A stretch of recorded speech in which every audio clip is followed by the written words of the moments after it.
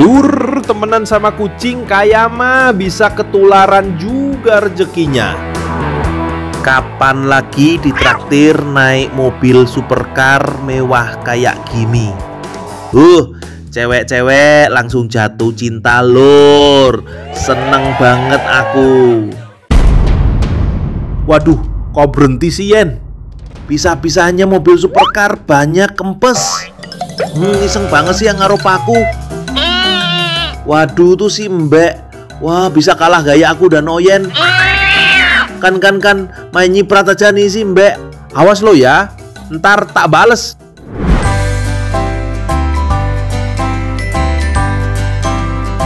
Kalau cuacanya cerah begini, aku seneng banget. Jemur kerupuk jadi cepat garing.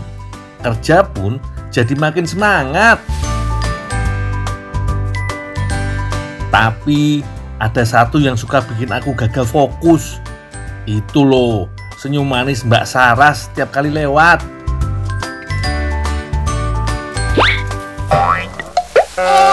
Piye toh? Iki Jen, ya ampun. Kok bisa? Alon-alon, Pak. Alon-alon, Jadi kan kesusu sih. Enggak hati-hati sih, Pak. Lah, iki bae lewat tau nglurui bae yo. Kesem sama aku ya iki. Ya wes lanjut.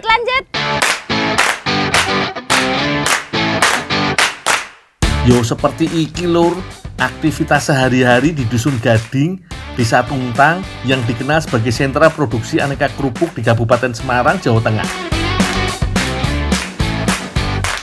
Kebetulan aku lagi diminta bantu-bantu di UMKM Kerupuk Kedelai milik Pak Rudianto. Asik, rezeki kilur. Yang namanya kerupuk kedelai, ya udah pasti toh bahan baku utamanya kacang kedelai. Setelah direndam semalaman, ukuran kacang kedelai akan mengembang 3 kali lipat. Bakal lebih empuk dan lebih mudah buat misahin kulitnya.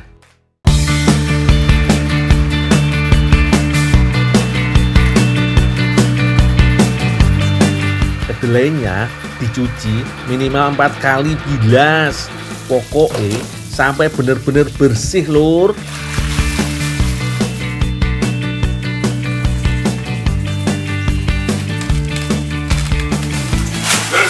Ya Mas, tolong sana. Berarti bubur ini. Oh, langsung bubur ini? Iya. Oh, ya Mas. Lur, UMKM kerupuk kedelai ini udah eksis hampir seperempat abad. Sejak zaman awal merintis di tahun 2000, racikan bumbune yo koyo ngene iki. Gak macem-macem lur. Ada bawang putih yang jadi bumbu utama. Haluskan sampai lembut yo. Kalau aku yo kebagian tugas mengadon. Dengan mesin aduk sederhana, semua bahan dicampur menjadi satu. Rombongan pertama yang masuk duluan ada kacang kedelai, aneka bumbu, dan juga air. Untuk bikin kerupuk kedelai, ada 2 jenis tepung yang aku pakai lur. Ada tepung terigu, ada juga tepung tapioka. Sip lah, wis jadi ki adonannya. Lumayan banyak toh. Pak, udah siap nih Pak adonannya? Oh iya, Dul kamu bantu ke oven yang satunya yang udah matang aja. Oh iya Pak. Kombinasi tepung terigu dan tapioka bikin tekstur adonan jadi padat, kenyal, sempurna. Kalau jadi kerupuk, yo pasti bikin garing. Proses selanjutnya, tuang ke wadah cetakan dan masak dalam oven raksasa ini. Dalam sehari, sekitar 400 kg kacang kedelai diolah jadi kerupuk. Wakeh tenan yo lur. Setelah berjam-jam terpanggang, adonan kerupuk kedelai sekarang siap dikeluarkan dari oven. Udah bongkar toh Pak? Pak. Wah, asapnya masih kebal-kebul iki lur. Adonan yang masih panas punya tekstur lembek dan cukup lengket sehingga susah buat dicetak. Makanya adonan masih harus diangin-anginkan dulu lur. Susun dalam rak penyimpanan sampai benar-benar dingin yo. Lanjut lur. Setelah dingin adonan jadi lebih padat, jadi gampang dipotong. Tinggal diiris-iris begini lur. Oh iya lur, ngomong-ngomong soal kerupuk, kudapan pendamping makan iki ternyata udah tercatat dalam naskah Jawa kuno sejak abad ke-10. Selang 11 abad kemudian, kerupuk masih bertahan hadir dalam ragam kuliner tanah air. Makan tanpa kerupuk kayak ada yang kurang yo. Ngaku, ayo ngaku. Setelah dijemur sampai setengah kering, kerupuk kedelai siap dipasarkan. Jangkauannya seluruh area Pulau Jawa sampai ke barat Pulau Sumatera. Keren ya. Tugasku udah beres iki lur. Waktunya pulang cari makan.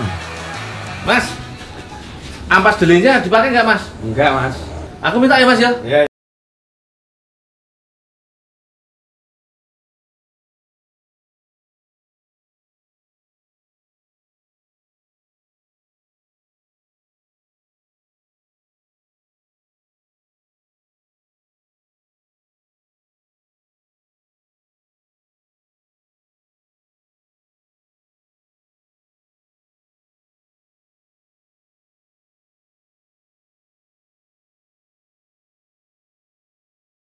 Ras, Iya, Don. sibuk enggak mbak?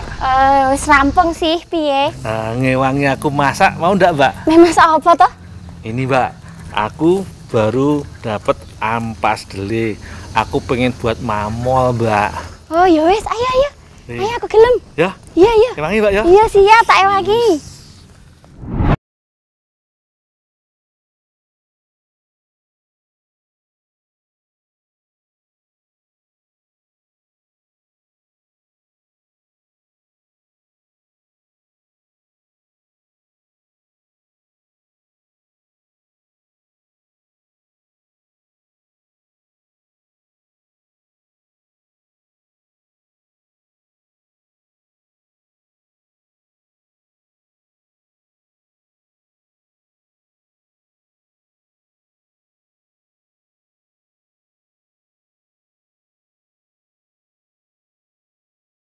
Adon mengadon.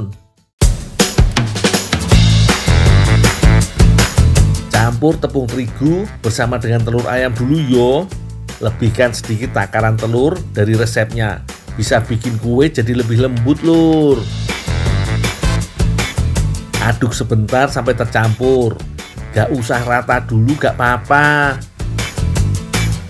Berikutnya tepung maizena dan juga air. Ratakan kembali, baru ditambah susu bubuknya. Remat-remat adonan sambil ditambah mentega juga yo. Aneka bahan pelengkap seperti vanili, pengembang, dan pelembut kue juga bisa sekalian. Terakhir, tambahkan juga bubuk krimer. Adon terus yo mbak. Oh iyo, beres nunggu ampas kedelai, aku mau lanjut dengan kurmanya. Buah khas Timur Tengah iki lur, mau aku sulap jadi pasta. Carane yang pertama, tumbuk halus buah kurma tanpa biji.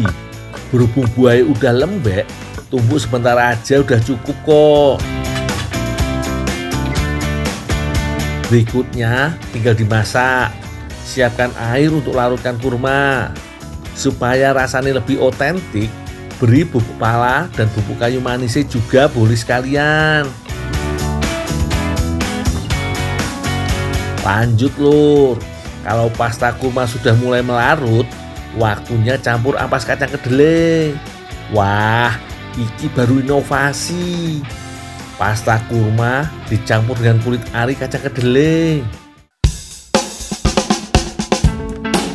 Sisa kulit kacang kedelai, limbah bahan kerupuk iki biasanya cuma dibuang atau jadi pakan ternak lur. Sayang toh, mending olah koyo ngini wae. Enak tenan lur.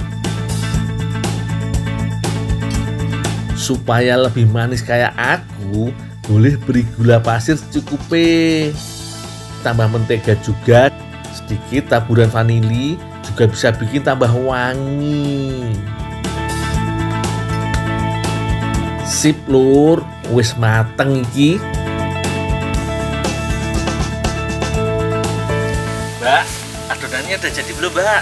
Wes iki Ndul. Nah, enggak tahu ntar diisi ya, Pak ya. Oh iya. Kulit belinya ini. Oh iya. Enak banget ini. Oh iya. Tak tinggal dulu ya, Pak ya. Iya, matur suwun ya Ndul ya. Iya, heeh.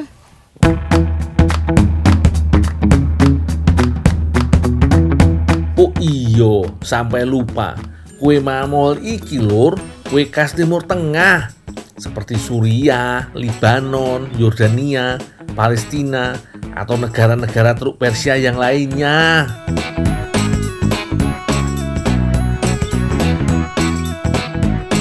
Di wilayah asalnya sana lur, mamol berisi aneka jenis variasi seperti kurma, pistachio, atau kacang kenari.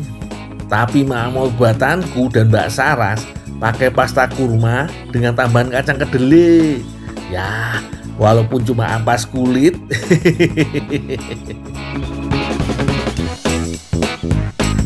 Sip lah, terakhir tinggal panggang kue mamol nih selama kurang lebih 45 menit lur. Sabar yo.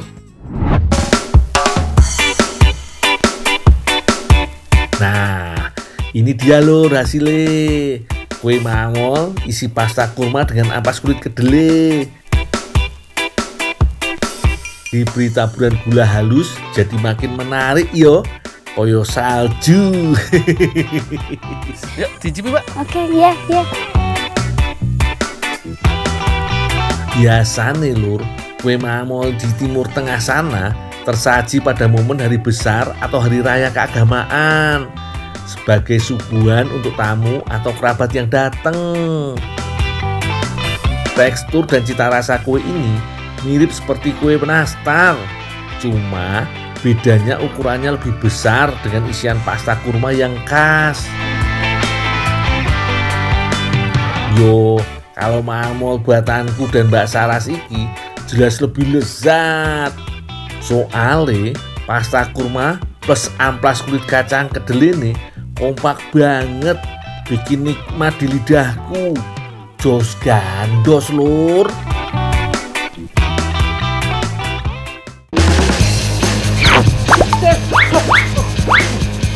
Nur. Apa Nur? Malah ngaget-ngagetin aja.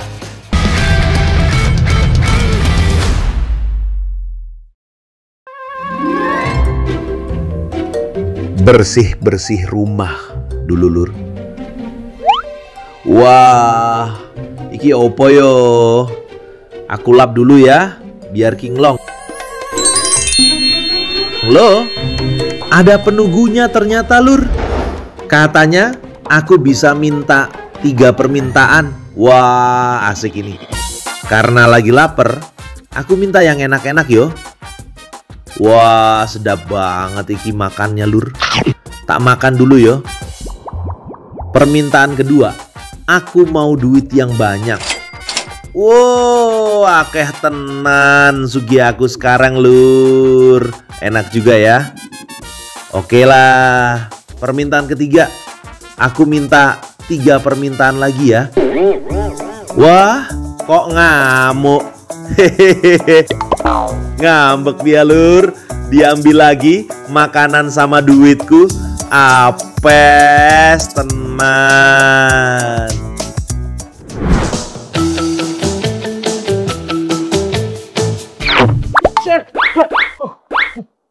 Nur. Apa Nur? Malah ngaget-ngagetin aja. Oh, lagi ngapain sih Bang? Ini cari papagan Nur. Woi, papakan buat apaan, mah? Buat martabak itu. Pesanan Pak Bubut. Papakan buat martabak? Iya. Weh, boleh juga nih. Mau bantuin? Wah, iya Bang, tak bantuin Bang. Iya, nanti. Tenang Mang Edi, pasti aku bantu kok. Lagian siapa sih yang nggak mau martabak?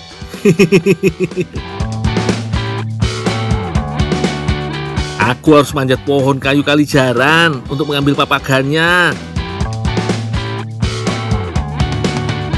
Di kampung adat Bence, Kabupaten Ciater Subang, masyarakat wis biasa memanfaatkan papagan atau kulit kayu yang tebal. Di sini biasanya dijadikan sambel, Lur. Pohon kalijaran lumayan tinggi yo, bisa lebih dari 5 meter. Aku mesti hati-hati memanjat. Alat untuk mengambil papagan memakai bedok. Tinggal potong kulit bagian luarnya seperti iki, Lur. Oh, udah banyak nih, Nur. Hah? Udah banyak. Udah banyak, Bang? Iya.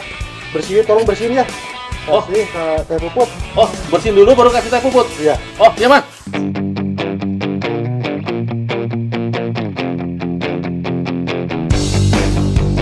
Siap, Mang. Pasti aku bersihkan dulu kok.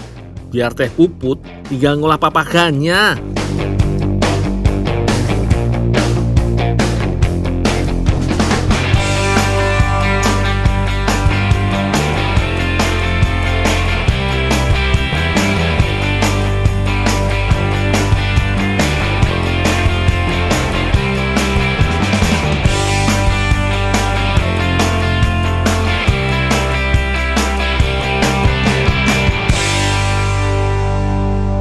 Cara membersihkan papagan sederhana wae, Lur.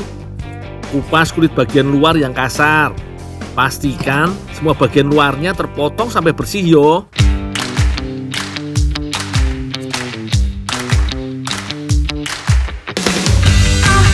Selanjutnya, cuci papagan dengan air bersih.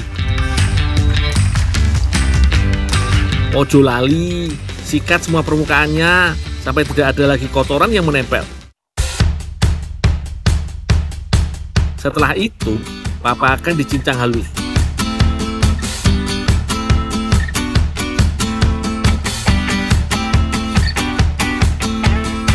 Kalau sudah, langsung tumbuk papagan sampai benar-benar halus.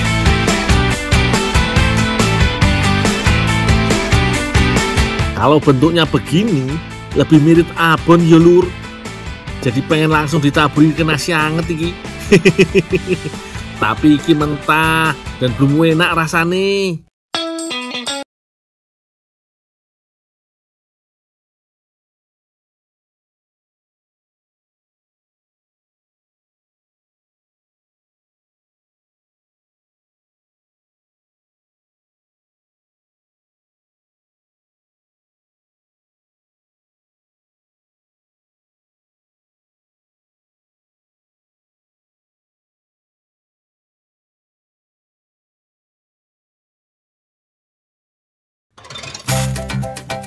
Timun dan wortel dipotong dadu.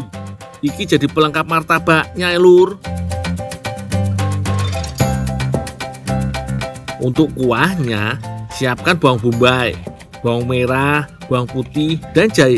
Semuanya dipotong-potong yo. Sekarang bikin isi martabaknya. Cabai dan daun bawang diiris tipis. Kemudian campur dengan telur dan garam. Aduk sampai semua tercampur rata. Terakhir, masukkan papagan dan diaduk lagi. Isi martabak sudah beres ya, Lur. Sekarang tinggal membuat kulit martabaknya. Campurkan tepung terigu, garam dan air.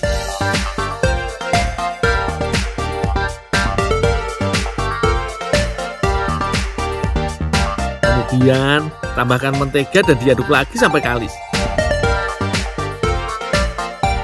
Kalau mau martabaknya meriah, bisa ditambahkan pewarna makanan yang aman dikonsumsi yo. Udah beres, Teh? Udah adonannya udah selesai. Oke, saya bawa ke dapur ya buat dimasak. Iya, sok.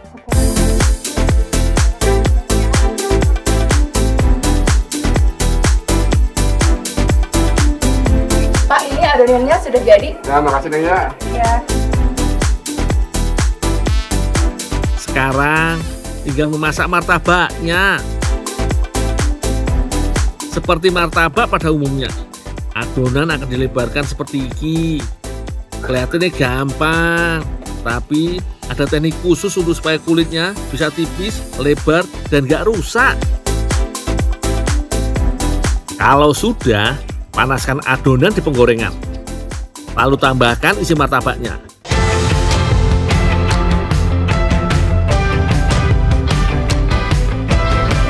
Tinggal tunggu sampai matang wae iki.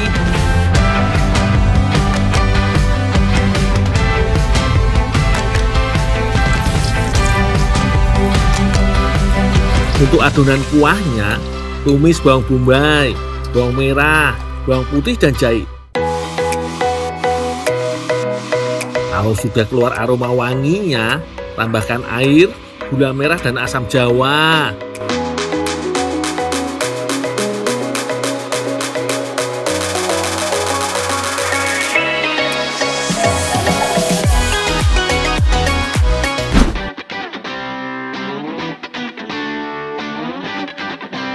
Iki yang aku tunggu-tunggu, Lur.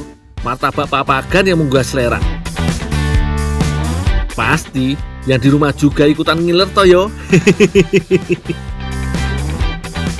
Sopo sing nyangka kalau di dalam ada papagannya.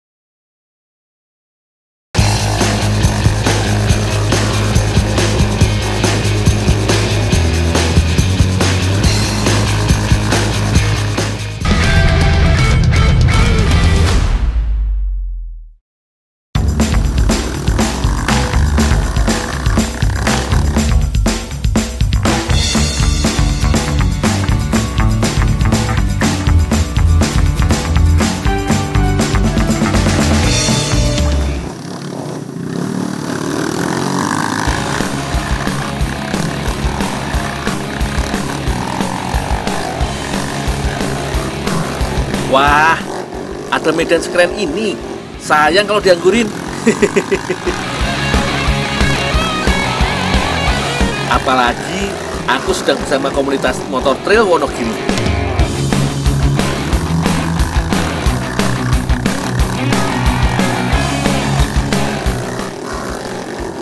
Mas Zaki dan kawan-kawannya paling suka mengisi waktu luang dengan kegiatan yang menantang adrenalin seperti ini.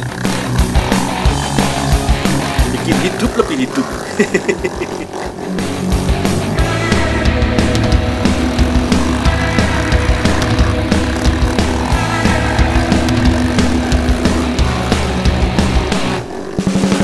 Jatuh? Itu sudah biasa aja. Yang penting bisa bangkit lagi dan menaklukkan medan. Itu baru luar biasa.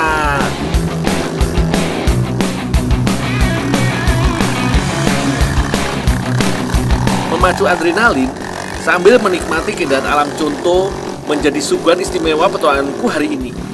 Mantap wis pokoknya.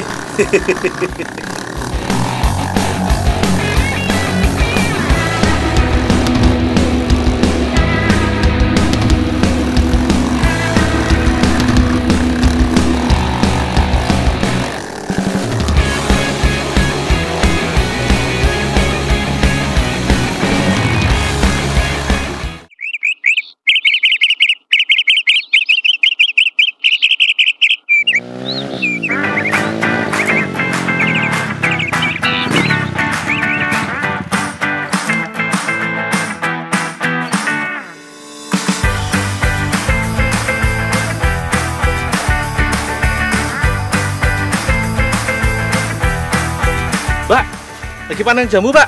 Iya, Dul. Ayo bantuin petik. Mana ayo petik, Mbak? Yang sebelah sana. Oh, iya.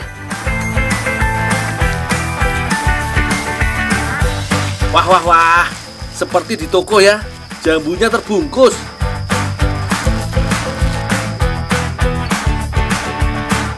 Buah yang sudah mulai besar sengaja dibungkus untuk mencegah serangan hama yang sering menyerang jambu biji.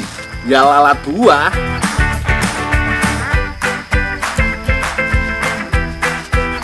Jambu biji yang kena hama biasanya ditandai dengan daging buahnya yang membusuk.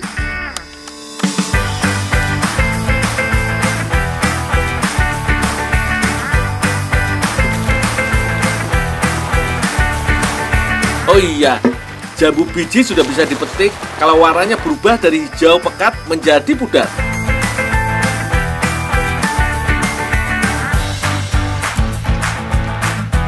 Dul, Ya, Pak. nanti ini tolong dibawa ke rumah ya. Oh, iya, Pak.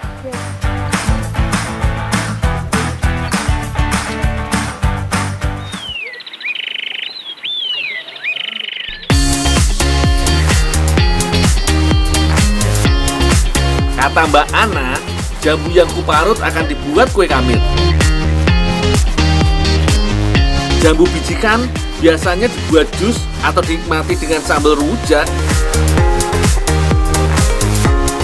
Jadi penasaran gimana rasanya kalau jadi kue kamir?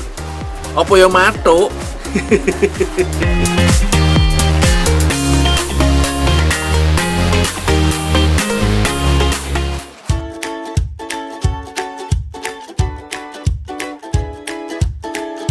Kue kamir berasal dari kota Pemalang, Jawa Tengah. Setauku, ada 2 jenis kue kamir. Kamir beras yang memakai santan dan kamir terigu dengan tape singkong. Mbak Ana mau menggabungkan keduanya. Adonan harus dibuat mengembang dahulu. Caranya, tape singkong diadon bersama gula dan pengembang. Biar harum, bisa ditambahkan vanili.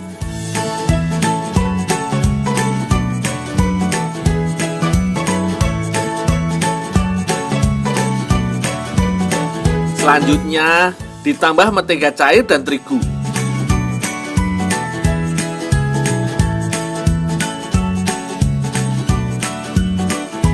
Kalau untuk santannya, dipakai santan kental ya. Banyaknya santan dikira-kira saja. Yang jelas, adonan tidak terlalu encer.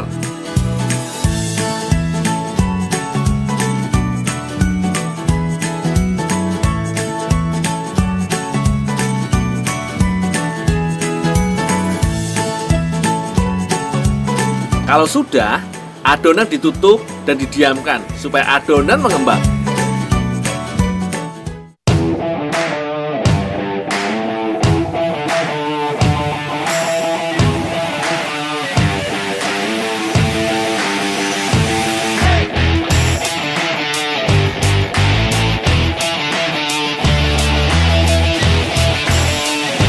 Mbak, ini jamunya udah disuruh, Mbak. Terima kasih, Dul.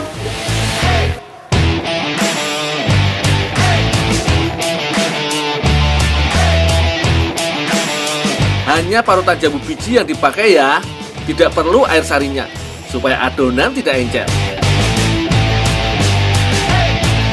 Kue kamir bisa diwarnai supaya lebih cantik.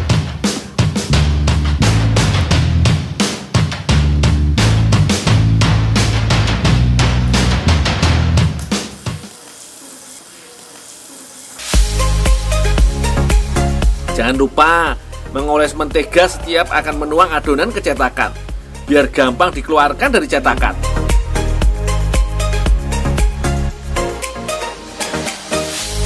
Parutan jambu biji juga bisa dibuat sebagai topping ya, biar lebih mantul rasa jambu bijinya.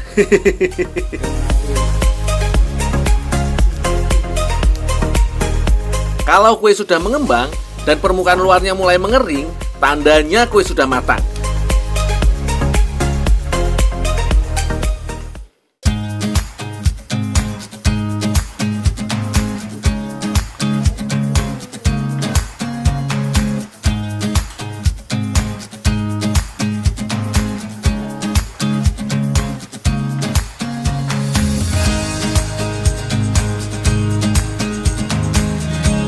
Wih, enak juga. Kamir dengan tambahan parutan jambu biji. Ada sensasi rasa manis asam dalam kue kamir. Ini sih, makan satu nggak akan cukup. Bikin nagih rasanya.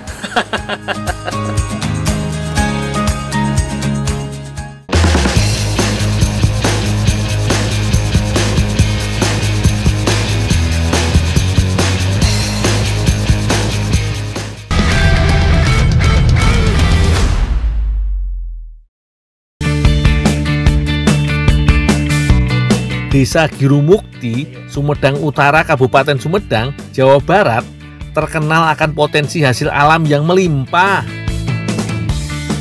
Salah satu yang tumbuh subur di wilayah ini adalah jenis tanaman buncis.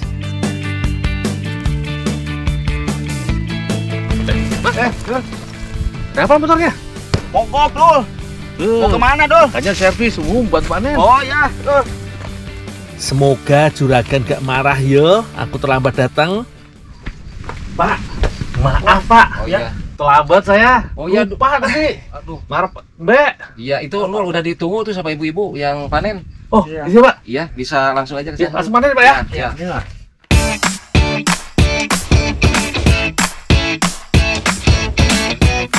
Lur, terletak di antara Gunung Tampomas dan Gunung Ciremai, Desa Girimukti punya jenis buncis unggulan. Orang-orang biasa mengenalnya dengan nama buncis Kenya. Mak, maaf Mak, telat. Oh, telat ke kemana? Udah mau selesai Mak. Udah mau selesai. Panennya. Oh, panennya udah baru 3 kali. Oh, masih banyak kan? Nah, berarti nggak telat-telat banget aku.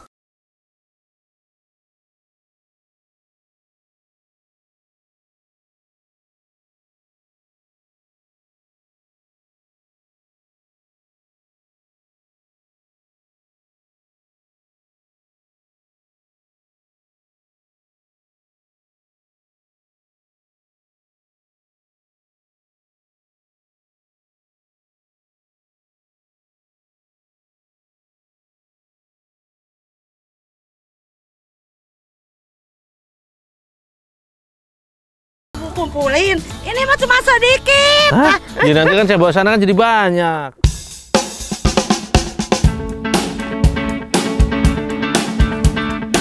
Ya, saya antar dulu ke sortiran. Iya.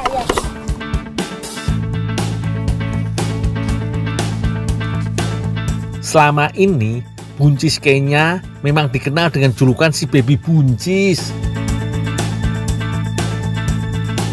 Berbeda dengan buncis lokal yang umum di pasaran, buncis Kenya punya kriteria tersendiri. Makanya setelah beres dipanen, buncis harus disortir terlebih dahulu sebelum lanjut pendistribusian. Tahu gak Lur, buncis-buncis Kenya alias si buncis baby bisa terbang jauh sampai ke negeri singa, Singapura. Hebat toh? Yo, kalau tugasku cuma antar sampai tempat kesortir wae. Ini ibu-ibu masih lanjut panen? Udah dapat seember? Nah ini Nul, kalau yang gini ini nggak akan laku ini yang bengkok-bengkok seperti ini Nul nih. Tapi sayang juga Pak kalau gagal dipetik. Iya. Udah kalau gagal laku nanti buat saya. Gimana Kang nih? Buat Pak Guru ya boleh ya? Boleh. Ya, boleh. Tahu gitu saya petik yang bengkok-bengkok semua tadi. Di pasaran, kriteria buncis Kenya emang agak beda. Selain ukurannya jauh lebih kecil ketimbang buncis biasa, dari bentuknya pun juga harus ragam. Bentuk buncis harus lurus, gak boleh ada yang bengkok. Makasih ya Pak ya. Sama dulu ya. Makasih dulu. Dari persiapan bahan yang ada, udah bisa ditebak iki Lur, Teh Amel pasti mau bikin olahan kue. Yang pasti pakai buncis Kenya yang tadi aku panen yo. Potong setiap bagian ujungnya yang keras dan berserat. Kamu lanjut ya. Oh iya Kak, diapain ini Teh? Nanti jangan lupa dipotong-potong, habis itu ditumpuk. Oh iya Teh. Mau kemana Teh? Lanjut ngadoning Tenang Teh Amel, kalau cuma menumbuk buncis urusan kecil.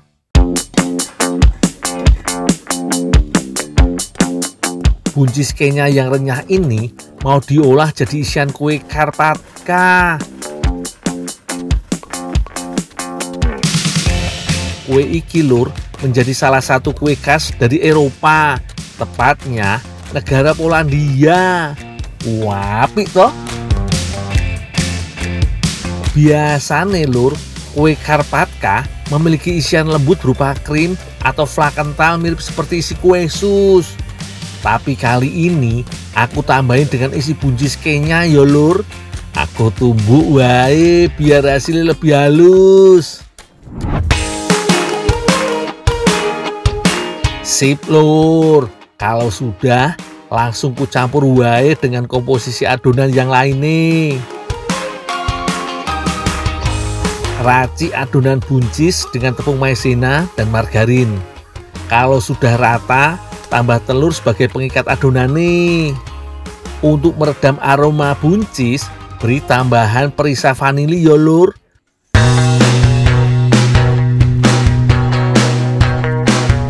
Jangan lupa, terakhir tinggal masukkan susu cairnya. Sementara aku meracik isian buncis, Teh Amel sudah di depan tungku untuk bikin adonan kue. Meracik adonan kue Karpatka emang agak beda. Mengadonnya harus sambil dimasak. Panaskan terlebih dahulu susu cair, air dan mentega. Kalau sudah larut dan merata, giliran gula pasir yang menyusul. Taburi sedikit garam supaya kue terasa gurih. Kalau sudah, lanjut tepung terigune yo. Sip lur, kalau tepung sudah masuk, terus aduk adonan supaya gak gosong dan menggumpal. Lanjut lur, pindahkan adonan ke dalam baskom supaya suhu panasnya agak menurun. Saat masih hangat, campur adonan dengan telur ayam yo. Aduk-aduk sampai merata. Sabar ya lur, membuat kue Karpatka emang butuh ketelitian. Teknik membuat adonan kue ini juga mirip dengan teknik membuat kue sus. Bedanya, kalau kue sus ukurannya kecil, Karpatka punya ukuran yang jauh lebih besar.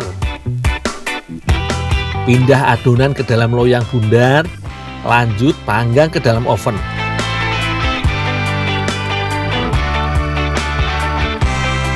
Teh, nih buncisnya udah tak tumbuk, udah tak campurin ke adonan sekalian. Tinggal dimasak teh. Iya Ndul. Oh ya, tinggal dulu ya teh ya. Iya. Nanti kalau matang aku cariin ya. Siap.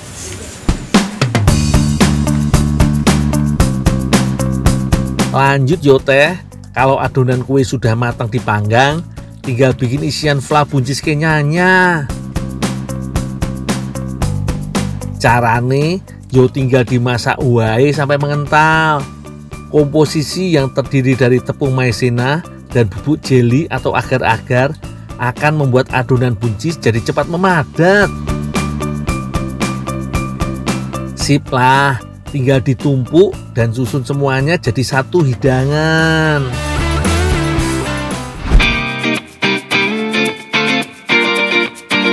Wah, Teh Amel berhasil iki lur.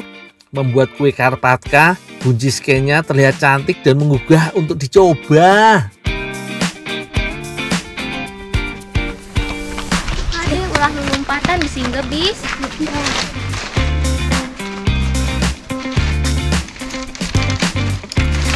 Duh, Kang. Iya, oh, iya. Di cobian heula kuenya. Di cobian heula kue. Oh iya. Dul. Oh, iya. Kita istirahat Ayo, dulu. Bang, istirahat, Bang.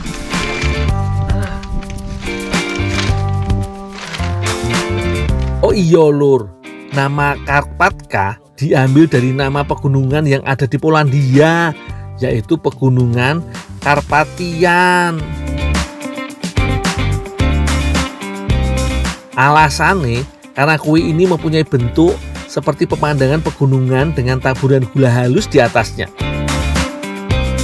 Cita rasanya yo pasti lebih komplit. Manisnya dapet, gurihnya dapet, lembut dan bergizi. Isian buncis kenyanya juga dapet. Sekali gigit sejuta manfaat. Selamat mencoba yo.